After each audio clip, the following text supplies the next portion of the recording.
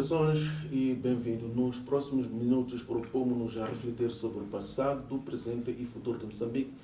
Esta reflexão acontece no âmbito das celebrações dos 50 anos da independência nacional. E o nosso convidado para este episódio é o Dr. José Chichava, que ocupou vários cargos de governação, portanto, e acima de tudo é um académico, docente universitário. É bem-vindo a esta conversa, Dr. José Chichava.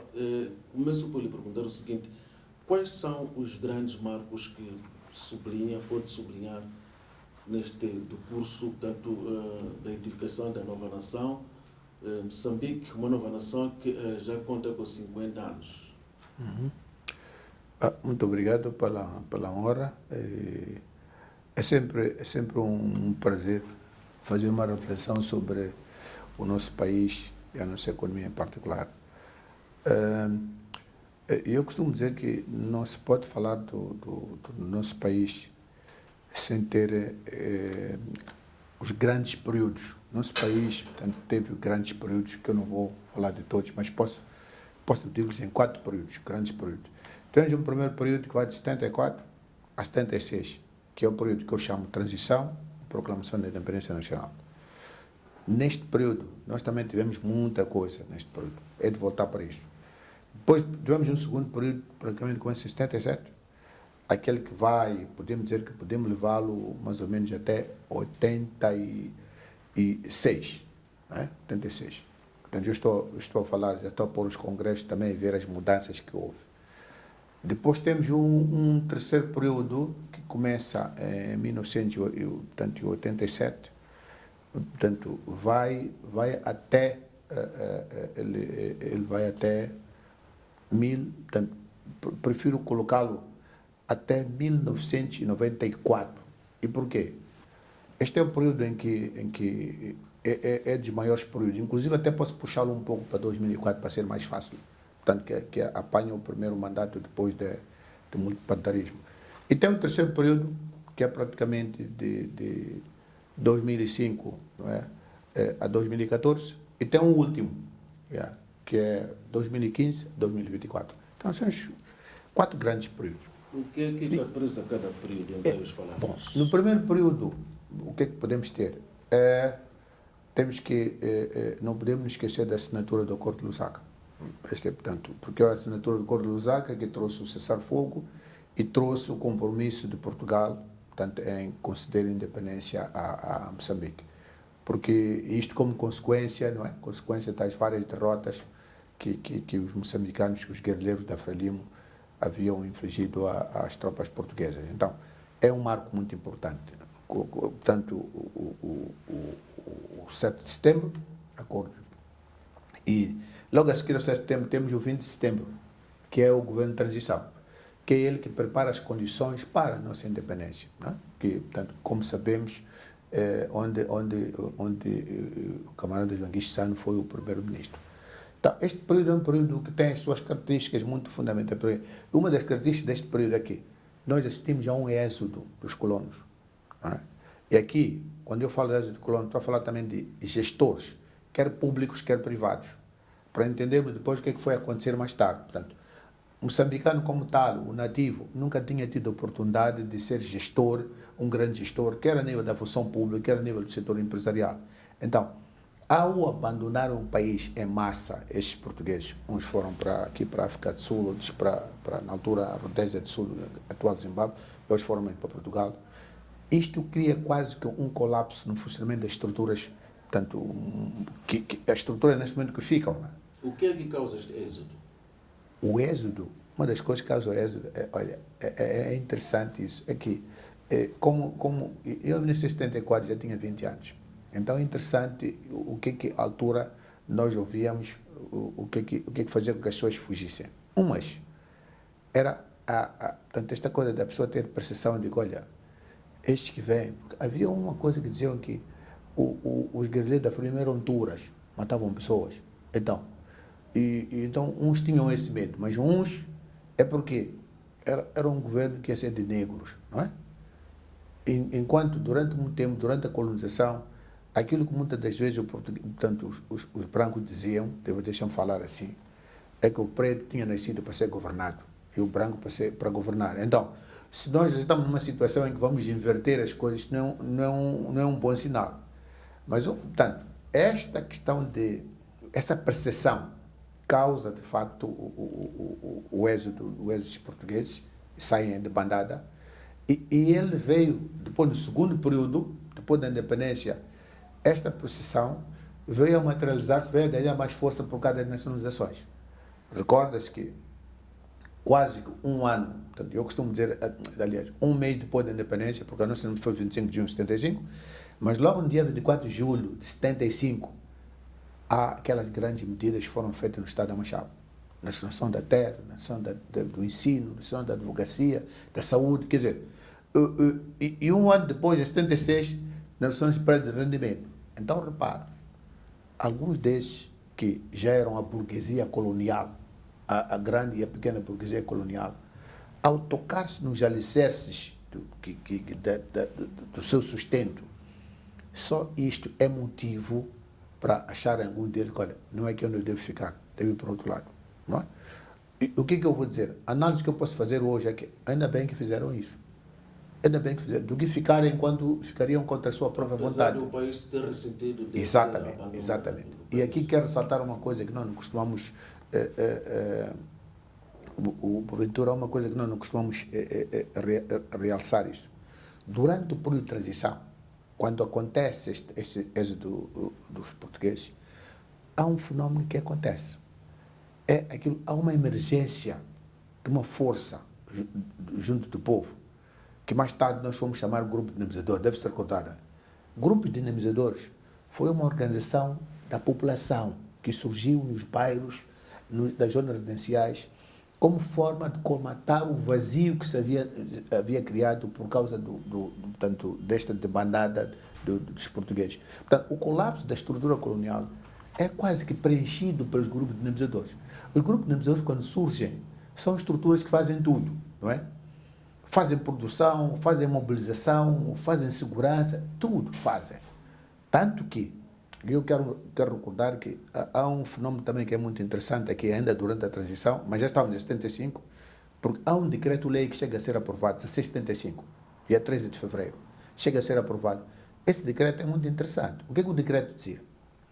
Que aquele grupo de dinamizadores que estavam, portanto, são os trabalhadores que estavam nas empresas, que notassem algum comportamento estranho do colono, do patrão, iam à Avenida Angola comunicar a Frelimo, olha, parece que aquilo que está a fazer, não é a nosso favor, é contra nós.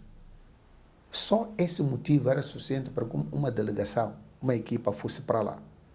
E muitas das vezes, na grande maioria, quando essa equipa ia já com instruções muito claras para que, através deste decreto, ordenasse que aquele dono da empresa tivesse que abandonar o país. Aí onde surgiu aquele termo de 24-20, deve-se recordar. Tinha 24 horas para abandonar o país com 20 quilos. Não é?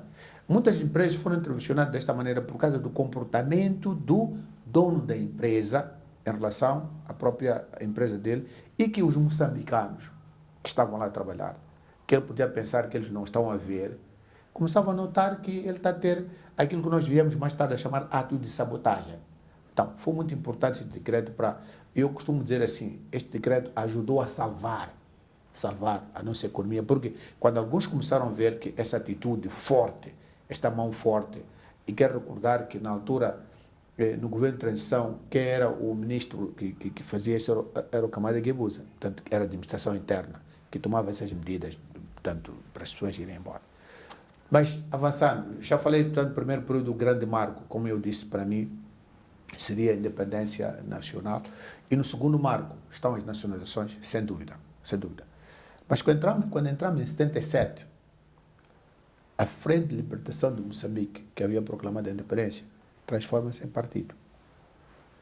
Ao transformar-se em partido, faz uma outra coisa, é que declara que em Moçambique nós íamos construir o socialismo, como era um partido marxista-leninista.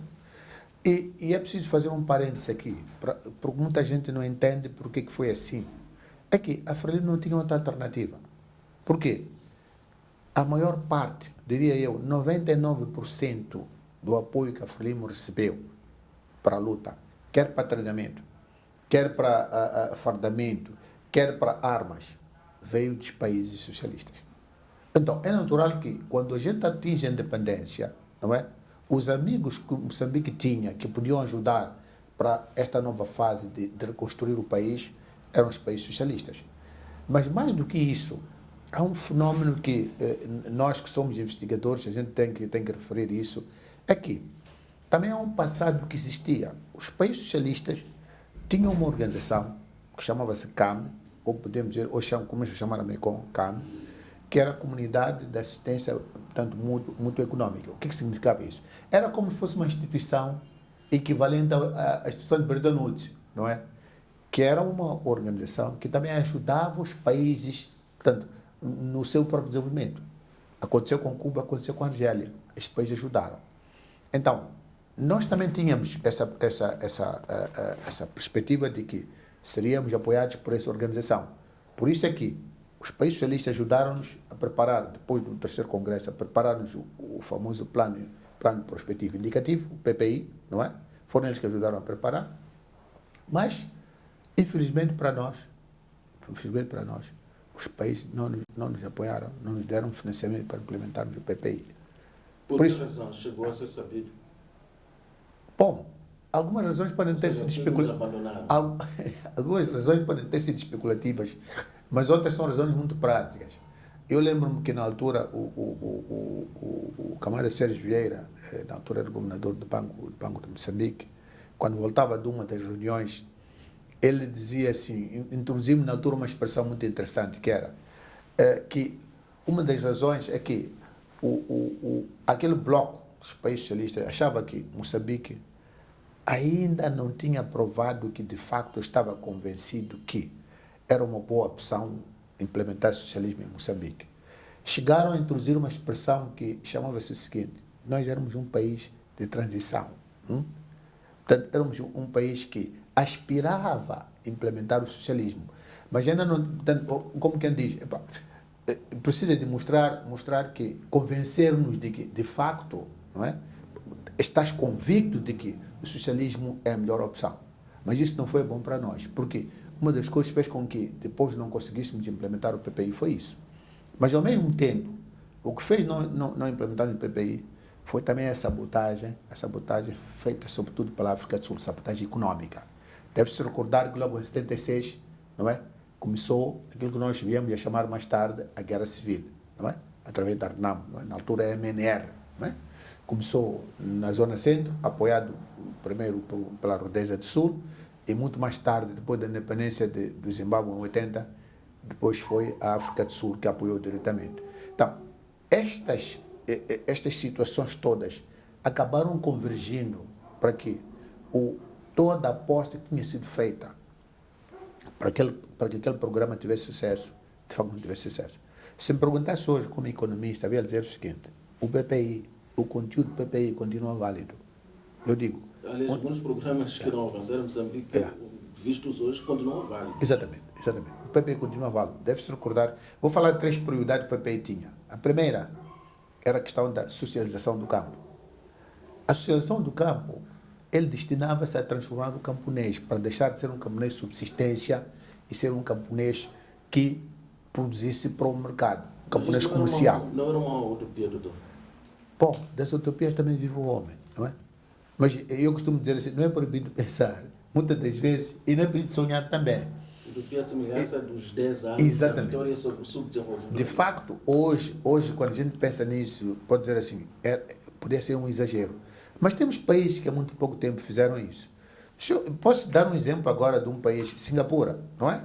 Singapura, em 10, 15 anos, mudou a face de Singapura. E não tem recursos que Moçambique tem. E não tem recursos que Moçambique tem. Mas aí já são outros fatores. Mas nós não conseguimos, portanto, esse apoio.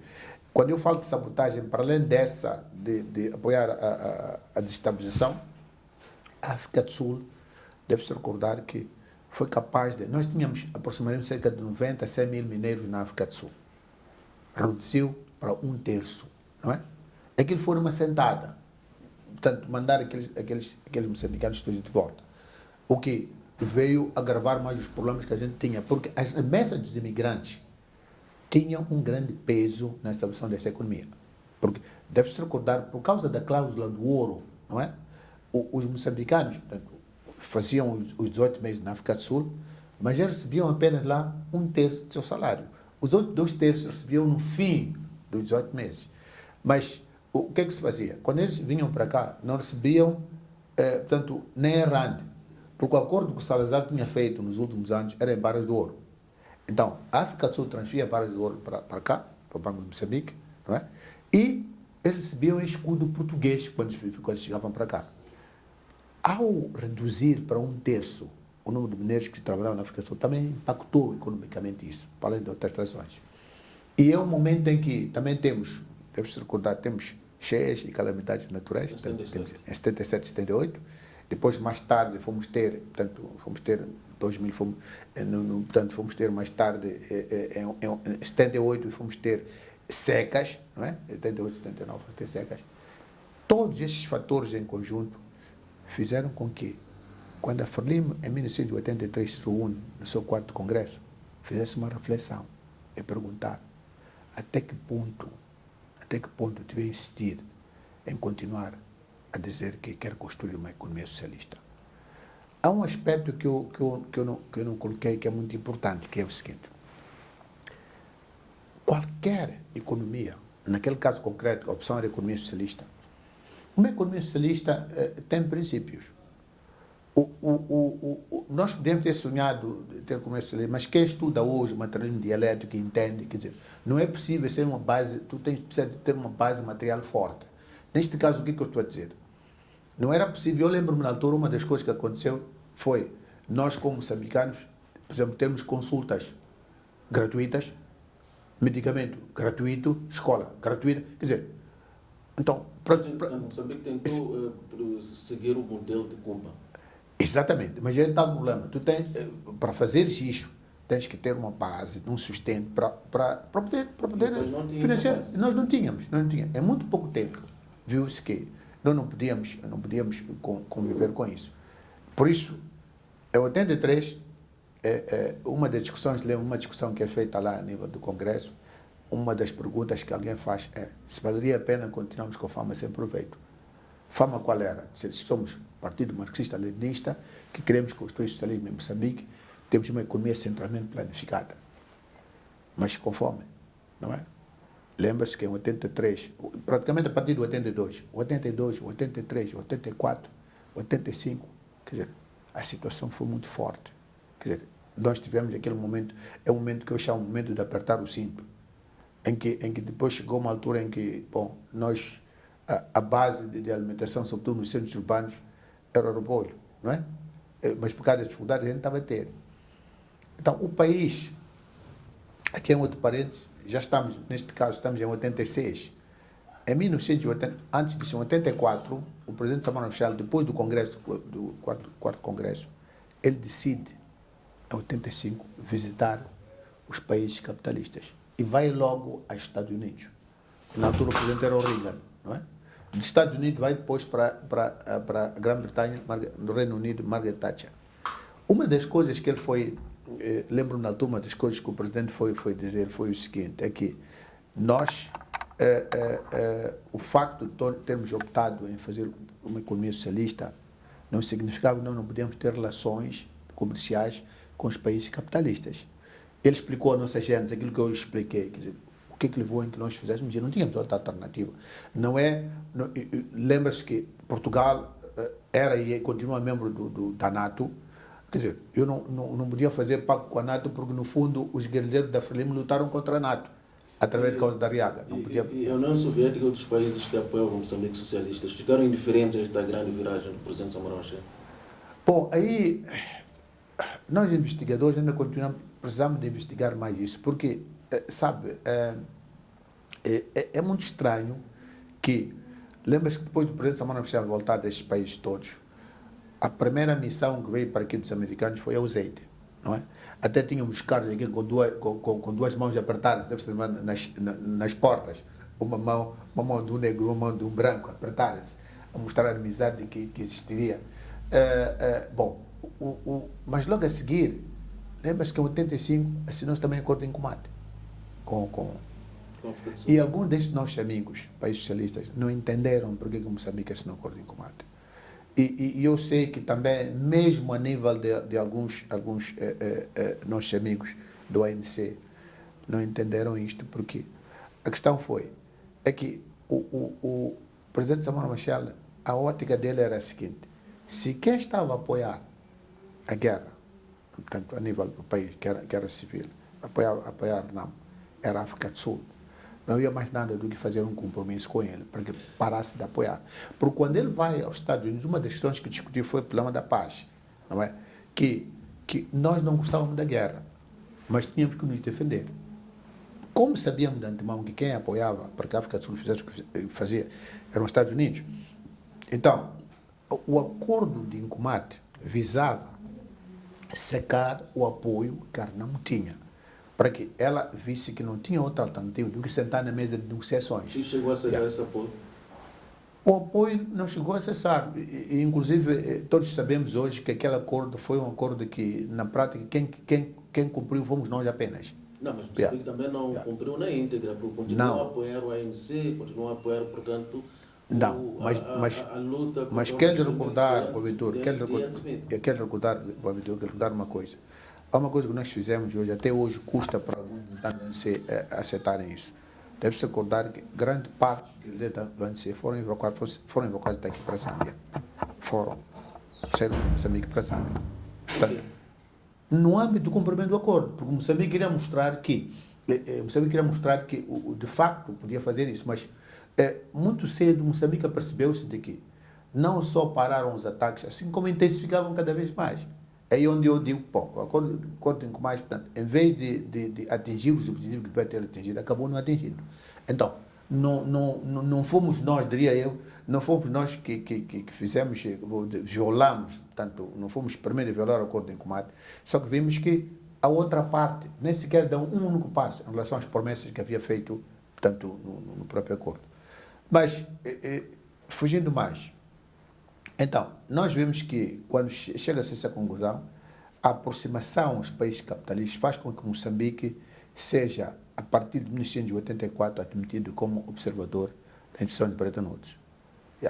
E ele acaba sendo admitido depois, mais tarde, e prepara-se um programa que chamou-se PAI, Plano de Ação Econômica, não é? Que é implementado em 1986, não é? Como experiência para ver o que aconteceu. Então, em janeiro de 87, implementa-se então o pré-programa de reação econômica. Já são o presidente Samora? Sim. Ainda bem que falou disso. Porque lembro-me um aspecto que eu, às vezes ouço pessoas a pensarem que foi porque o presidente Samora morreu que nós depois optamos por uma economia de mercado. Não é verdade. Quem fez toda a negociação para que nós iniciássemos um programa de economia de mercado foi o presidente Samora Machel. Foi ele que fez. O que acontece é que, mais tarde, portanto, o presidente Samora Machel perdeu a vida em 1986. Não é? Quando ele perde a vida, nós, em outubro, nós já estávamos a implementar, portanto, aquilo que eu digo, o PAI, o Plano de Ação Econômica, que era o programa, portanto, que mostrava, era como se fosse um pré-programa do fundo, apoiado pelo fundo. E é este programa que dá garantias ao fundo de que Moçambique tinha condições de poder, portanto, reabilitar a sua economia se tivesse um apoio em áreas nevrálgicas. Então, quando o presidente Samora Machel morre, já estavam criadas as condições para que nós fôssemos a economia de mercado. O que eu posso dizer hoje que faltava fazer é que nós, quando implementamos a economia de mercado em 1987, nós tínhamos uma Constituição que não permitia isso, porque a nossa Constituição dizia que a nossa economia era planificação centralizada. Só em 90, repara só, 3 anos depois, é que se aprova a Constituição, portanto, que admite a economia de mercado. Portanto, a nossa Constituição, aquela de 1975, é praticamente em 90, quando ela é mutada, que se introduz a economia de mercado, mas introduz-se o pluralismo político, em 1990. Programa sempre não. Por que o presidente Samora insistia muito com o acordo de combate à nação? É que ele tinha consciência de que não bastava termos financiamento se nós continuássemos com insegurança nas zonas rurais. Lembra-se na altura que quase que todos os centros urbanos estavam ocupados por pessoas deslocadas da guerra, a fugirem da guerra. Então, uma das condições para o sucesso de qualquer programa de desenvolvimento deste país era termos paz. Não é? Termos paz. Infelizmente, o presidente Samora morreu sem que essa paz tivesse vindo, mas os processos de negociação para a paz, de delegações, iniciaram com ele ainda em vida, não é? Delegações que foram ao Quênia, delegações que foram mesmo à África do Sul, outras em Portugal, iniciaram nessa altura. Felizmente, o presidente Chissano, não é, que sucede ao poder, ele dá continuidade deste programa. Portanto, neste período, devemos dar ênfase a este aspecto da mudança de orientação político-econômica, não é? De uma economia centralmente planificada para uma economia de mercado. No período seguinte, nós temos depois a concentração pela paz, e sabe que decorrem negociações, portanto, este é o período já que estamos a falar praticamente a partir de 90 até 94, porque em 92 nós temos o Acordo Geral de Paz de Roma, onde um dos grandes negociadores foi o presidente Guebuza. Então criam-se condições para quê? Para ver as primeiras eleições gerais multipartidárias, que era este o motivo que algumas capitais europeias diziam que apoiavam portanto, a Renamo. E era este o motivo que fazia com que elas insistiam que nós, em Moçambique, portanto, devíamos abrir para ter-se mais partidos políticos. Foi o que o país fez. Tivemos as primeiras eleições multipartidárias, a Frelimo ganhou, construiu o governo, começa uma nova era. Esta é a nova era, 95, que vai, portanto, que praticamente começam os programas quinquenais do governo, né? E os programas quinquenais do governo surgiam como? Surgiam através de um programa que era feito do manifesto político de cada partido.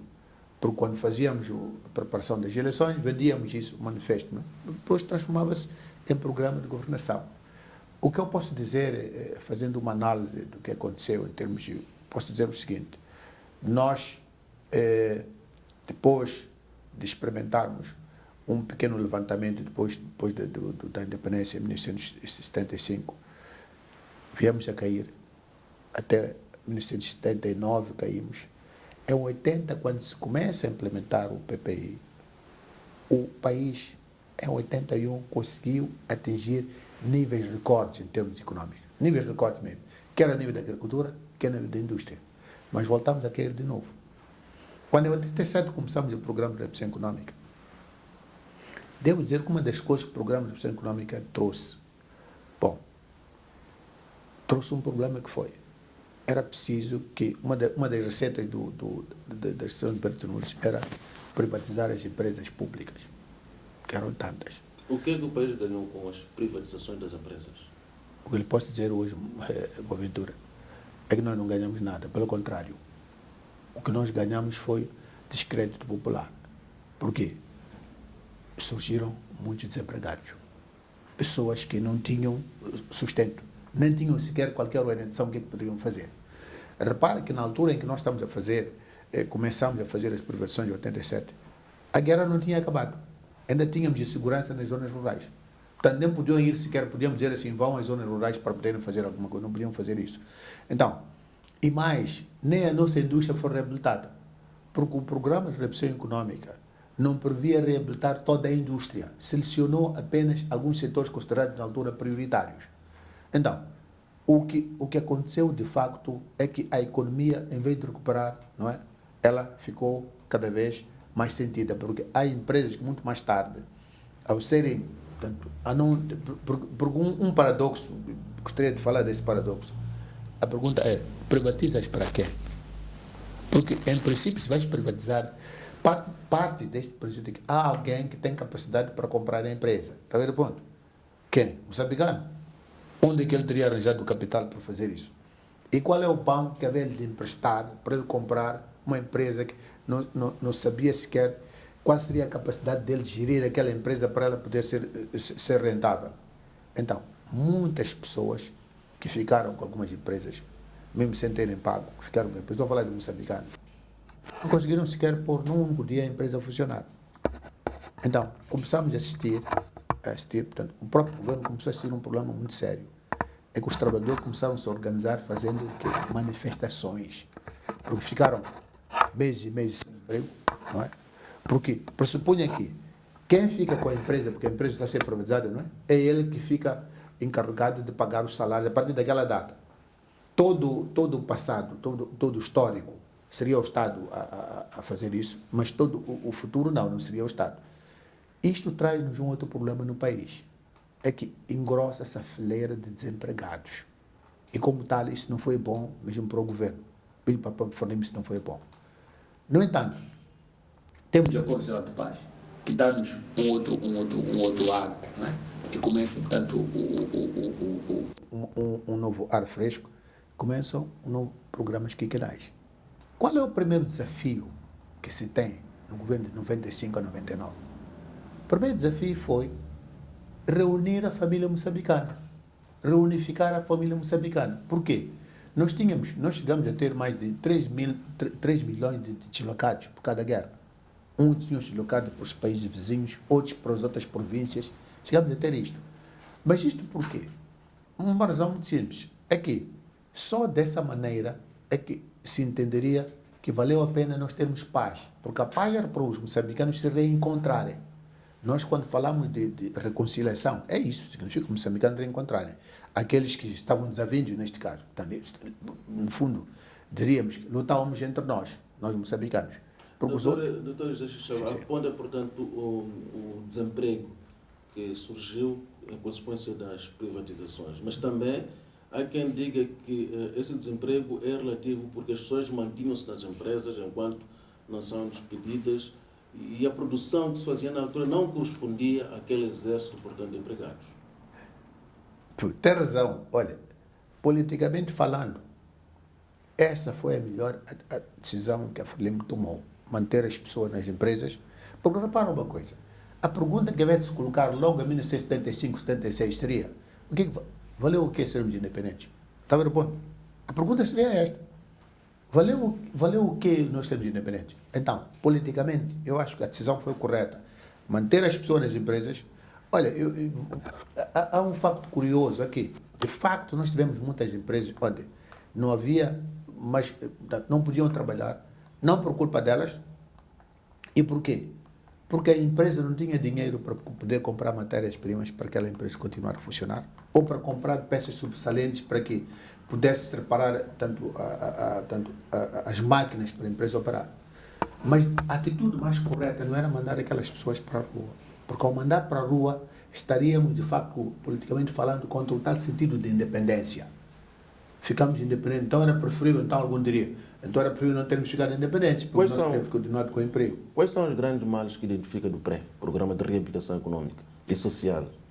Bom, primeiro que o programa, como ele diz, ainda bem que falou do social. Primeiro não tinha um social. A componente social surgiu mais tarde. A componente social surgiu mais tarde porque viu-se que os primeiros indicadores que nós tivemos de crescimento econômico, de facto, tivemos alguns indicadores de crescimento econômico, mas eles contrastavam com outra coisa. É que o custo de vida aumentou, o custo de vida das pessoas. Portanto, o primeiro problema foi esse. Portanto, nós queríamos resolver um problema, mas, quer dizer, em vez de resolvermos um problema, criámos outros problemas, que eram muito mais graves para a própria população. O segundo, é aquilo que eu estava a dizer, é que nós não tínhamos, em Moçambique, uma classe que podia, de facto, segurar as empresas como uma classe empresarial que pudesse vingar. Porque, no fundo, quando a gente fala de economia de mercado é preciso tu teres pessoas que têm capital, ou, dito de outra maneira, dinheiro, para poderem investir, para criarem emprego, para as empresas produzirem, para termos um produto. É assim como é. Portanto, não podemos. Não é possível haver produto se não há quem tem dinheiro primeiro, ou vai ao banco, e se for ao banco tem que reunir as condições, as exigências que o banco tem para poder lhe emprestar dinheiro. É por isso que a palavra capitalista vem de capital, não é? É aquele que tem o dinheiro e ele faz o dinheiro dele render para poder ganhar alguma coisa. Mas quem faz render? Ele põe o dinheiro, portanto, à disposição, emprega pessoas, põe a matéria-prima para transformar esse produto. E é da venda deste produto que ela acaba recuperando os seus investimentos. Com a Constituição de 1990, Moçambique ganha, portanto, um país multipartidário e começam os processos de eleição em que há mais do que um partido a participar. Que ganhos pode identificar deste processo de eleições multipartidárias, democracia multipartidária? Bom, aí temos muitas opiniões que podemos derivar. Para além das eleições como tal. A questão que vou colocar é a seguinte. Se para ter paz em Moçambique era preciso optarmos pelo sistema multipartidário, então valeu a pena nós fazermos isso. Porque, porventura, não há nada que podemos fazer. Não haverá crescimento econômico neste país, nem desenvolvimento, se nós não tivermos paz. Mas mesmo assim, o país não chegou a ter uma paz efetiva. Celebram-se os 50 anos em plena guerra, por exemplo. Tem razão, venho para aí.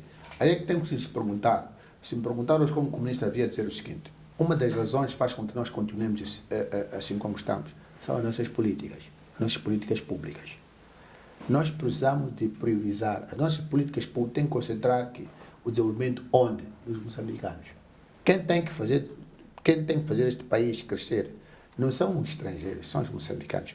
O estrangeiro pode vir para ajudar nisto ou naquilo, mas não é ele que vai ser a base de desenvolvimento deste país. É aí onde, na minha opinião, temos pecado. Nós não podemos ser um país de mão estendida.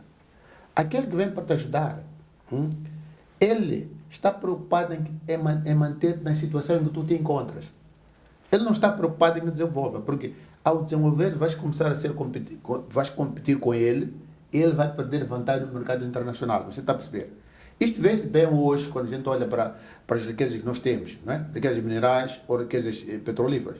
Então, ele vem aqui fingindo que quer te ajudar para tu crescer, mas não é essa a intenção dele. A intenção dele é manter-te onde estás. Ele beneficiar das riquezas que tu tens para desenvolver o quê? O seu próprio país. Então, a opção é simples. É virarmos o cano para aqui para dentro. Eu não quero dizer com isso que não é bem-vindo o investidor estrangeiro. Sim, é bem-vindo. Mas neste caso, devia ser em parceria com o empresário moçambicano. Porque uma das coisas que vai fazer com que nós tenhamos empresários moçambicanos aqui fortes é esta possibilidade dele também ter a oportunidade de ter um know-how. Porque ele nunca teve isso. Durante o período colonial moçambicano nunca teve a oportunidade de poder aprender a ser empresário. Se eu, no meu contrato, no contrato que eu faço com este estrangeiro, que é investidor estrangeiro que vem aqui para o país, disser a ele o seguinte: olha, aquilo que a África do Sul chama hoje Black Empowerment, não é? E dizer assim, é preciso que da sua empresa tenha tantos moçambicanos que vão trabalhar consigo. Nós temos que, pouco a pouco, não é? Mostrarmos que já despertamos. Nós hoje, repare, Boaventura, quantos moçambicanos temos hoje formados estão aí na rua sem nenhuma ocupação? Portanto, é preciso que muito rapidamente nós despertemos e criemos condições para que qualquer estrangeiro saiba que você pode vir a Moçambique, mas uma das regras que nós temos para tu desenvolver Moçambique é que tu trabalhes com moçambicanos e formes moçambicanos. Inclusive, se for preciso, podemos ir a cotas, não é? Em tantos anos, tu tens que mostrar que já formaste tantas pessoas. Ou já conseguiste integrar tantas pessoas. Isto é fundamental. Portanto, para mim, a questão de fundo é esta. É que o desenvolvimento sustentável só vai acontecer quando nós, moçambicanos, estivermos também envolvidos nesse próprio desenvolvimento. Quando nós, moçambicanos, estivermos envolvidos na transformação do nosso próprio país. Não sermos espectadores. No processo de busca de paz que não mais terminou em Moçambique, dizia há pouco que celebra-se os 50 anos num clima, portanto, num contexto também de guerra que está acontecendo na província de Cabo Delgado e um pouco também pelo norte, pela região norte toda. Portanto, chegou-se ao estágio em que se ensaia o processo da descentralização. São processos muito mais recentes. Mal começou o processo, imediatamente entra, portanto, num contexto de alguma contestação. O que é que falhou neste processo de descentralização? Bom, deixa-me enquadrar um pouco nisto. É que a descentralização neste país começa praticamente em 1980, quando pela primeira vez tem-se consciência de que o governo está centralizado demais é preciso que algumas competências possam ser transferidas para os órgãos locais, porque quanto mais perto estiverem da população, mais corretas serão as decisões.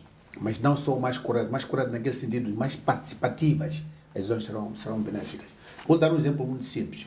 Aqui, imagina, eu daqui de Maputo decidir onde é que vou construir escola, não é? Numa povoação que... Eu não sei se lá onde eu estou a decidir, aqui em Maputo, olhando para o mapa, eu sinto que tem mais densidade populacional ou não. Ou decidir onde vou pôr o centro de saúde.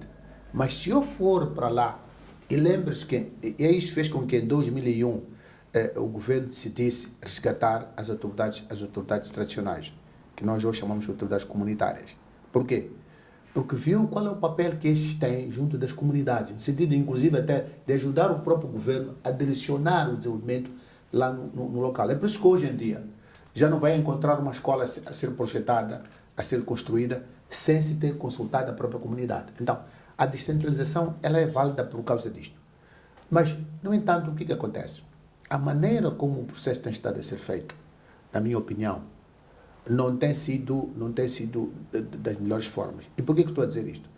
Nós temos pecado por um aspecto aqui no país que é, sempre que há eleições de 5 a 5 anos, não há uma descontinuidade nos processos que iniciaram. Isto não é bom das políticas públicas. Portanto, era preciso que nós pudéssemos ver um processo portanto, contínuo em termos de desenvolvimento. Esta foi a razão, deve-se recordar, que naquele período de 2000 a 2004 se pôs um grupo de moçambicanos a discutir aquilo que nós chamamos de Agenda 2025. E o propósito daquela agenda qual era? Era de que, seja quem fosse, portanto, a força política que estivesse no poder, há alguma coisa que nos une como moçambicanos. Então devíamos identificar, para que, independentemente das nossas cores políticas, ou a nossa região, ou a nossa opção, eu pudesse saber o seguinte, um exemplo que vou dar agora é, há algum partido político que não está interessado em acabar com a pobreza neste país? Não há nenhum. Portanto, porque a nossa primeira prioridade é acabar com a pobreza e construir o bem-estar. Então significa que esta é uma prioridade número 1. Seja quem for, está preocupado com esta prioridade. Há algum partido político que não está interessado em que nós defendamos as nossas conquistas? Não há nenhum. Quer dizer, estes aspectos todos são muito interessantes porque eles permitiriam que nós pudéssemos ter uma estabilidade na própria governação. Mas quando começamos a fazer o nosso processo, uma das coisas que eu critico é isto, é que não há continuidade. E não havendo continuidade, muitas vezes, nós quando terminamos um processo que mostra que é positivo, está avançado, quando vem um novo team, um novo grupo, vem de novo, não é? Começar do zero, em vez de dar continuidade àquilo que já satisfazia a própria população. Vou lhe dizer que as decisões recentes que nós tomamos sobre descentralização, na minha opinião, não trouxeram nada de benéfico para o país. Pelo contrário, só pioraram as coisas. Portanto, porque nós hoje temos uma situação a nível das províncias, uma situação de praticamente duplicação de estruturas. Sinceramente, nós não temos capacidade financeira para fazer isso. Porque hoje, posso dar um exemplo concreto, é capaz de... E até confunde a população, não é? Vai encontrar uma direção que chama-se Direção Provincial de Saúde, um exemplo que estou a dar. Depois encontra outro diz que Serviço Provincial de Saúde. Pergunta, mas não é mesmo? Não, é diferente. É que este aqui é dirigido pelo Secretário de Estado, este aqui são dirigidos pelo Governador. A minha pergunta é necessário isso mesmo? Numa situação em que nós temos, quer dizer, temos escassez de recursos, não é? Está vendo? Então, mas fizemos isso em nome da descentralização? Eu acho que não. Precisamos de refletir. E para mim, o segredo da descentralização passa em fazermos uma discussão mais ampla com todos nós. Não pode ser 2, 3 pessoas que têm que decidir por todo o país, não. Temos que fazer uma discussão ampla. Há exemplo disto que o presidente Chapo está a fazer agora, que está a juntar as várias forças políticas, incluindo a sociedade civil, e fazer uma discussão sobre o que é que não está bem, não é? O que é que podemos corrigir. Então, para mim, falhou isso. Portanto, num sentido em que a gente ia, não é? Estamos a dar muito bem, de repente tomamos uma decisão que quase que tira todo o mérito que nós tínhamos feito, que tínhamos começado anteriormente. As últimas decisões que nós tomamos sobre descentralização não têm nenhuma mais-valia para o país, só nos fazem recuar. O que é que explica o facto de, enquanto não havia nos processos eleitorais a eleição dos governadores, a oposição, nomeadamente a Renamo, quase que obtinha a maioria em grande parte das províncias do país. Entretanto, quando começa a eleição dos governadores, o partido do Frelimo passa a ganhar todas as províncias. Não, mas olha, o Boaventura não vai comparar Renamo com a Frelimo. Por uma razão muito simples. A Frelimo é um partido que não só estruturado, mas muito forte. A questão do fundo é a seguinte, e vê muito bem.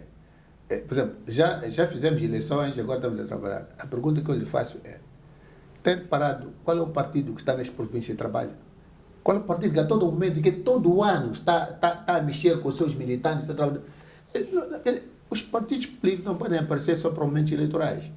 Então, alguns partidos, tanto, este é um exemplo, bom, mas isso é uma opinião meramente pessoal, eu acho que os partidos que não ficaram bem neste processo, último processo eleitoral, têm que se queixar de si próprio, não de mais ninguém. Eu acho que a batalha democrática, não é? A batalha democrática, portanto, pressupõe que os interlocutores disso estejam junto das populações, poderem mostrar qual é a vantagem da população, qual é a vantagem de ele deixar de apoiar a Frelimo, apoiar o partido X, por exemplo. O que eu faço? Eu, como sou da Frelimo, quando estou lá na base, eu mobilizo e mostro por A mais B o que o partido Frelimo já fez e o que fará mais.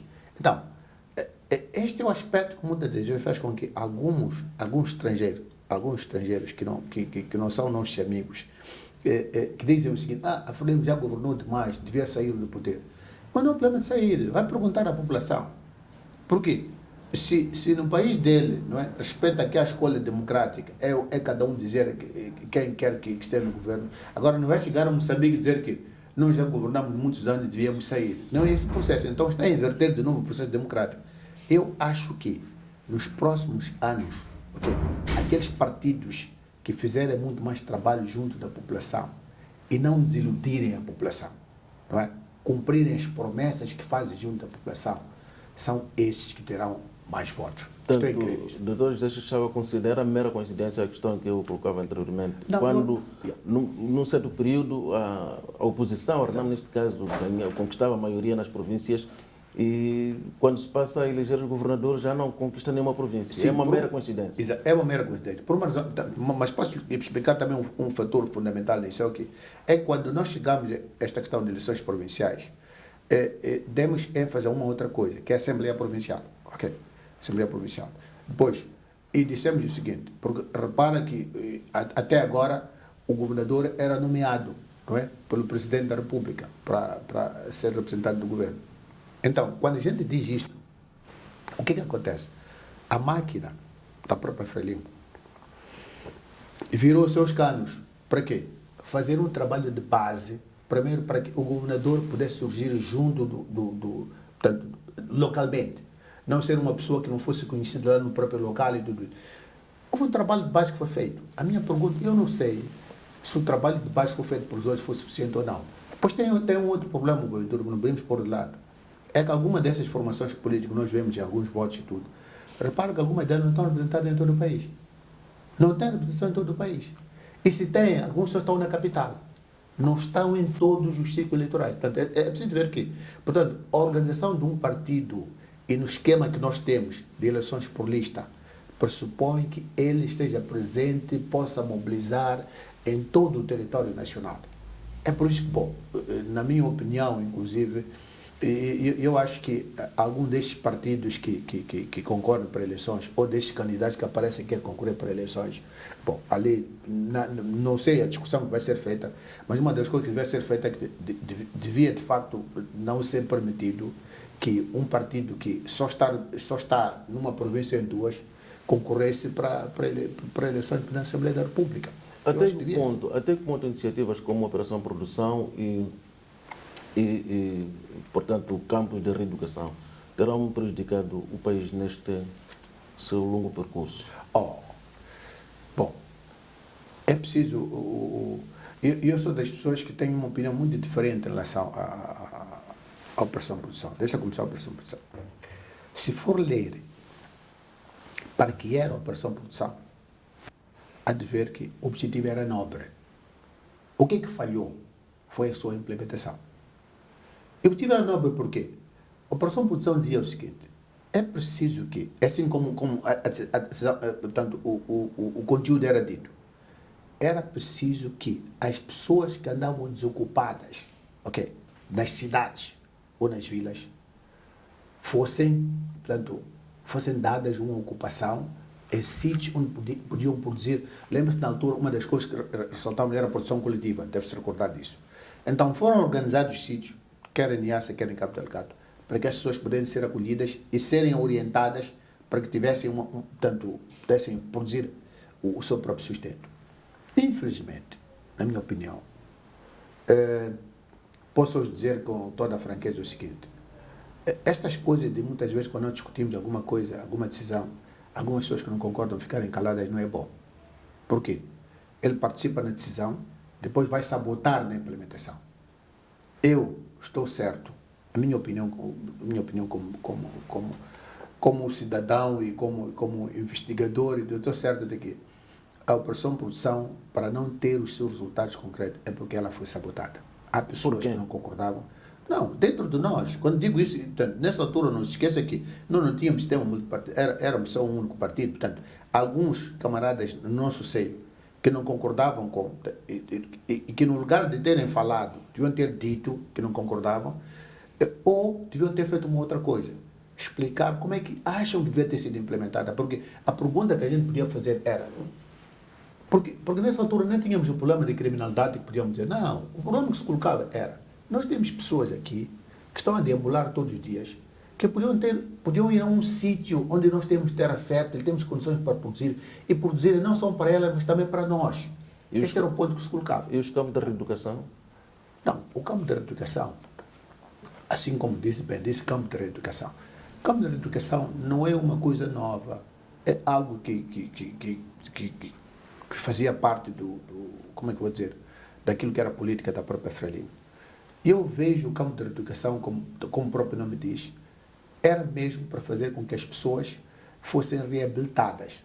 Em que aspecto? Porque o campo da educação foi feito sobretudo para as pessoas que foram tidas na altura. Houve factos que comprovaram que as pessoas podiam ter traído uma causa. Então era um momento, na minha opinião, era um momento de pausa. É o mesmo que hoje nós dizemos assim, que os reclusos não deviam ficar na cadeia sem produzirem, não é? Quando fala de centros como Mabalane, por exemplo, deviam ter um campo onde produzem. Para quê?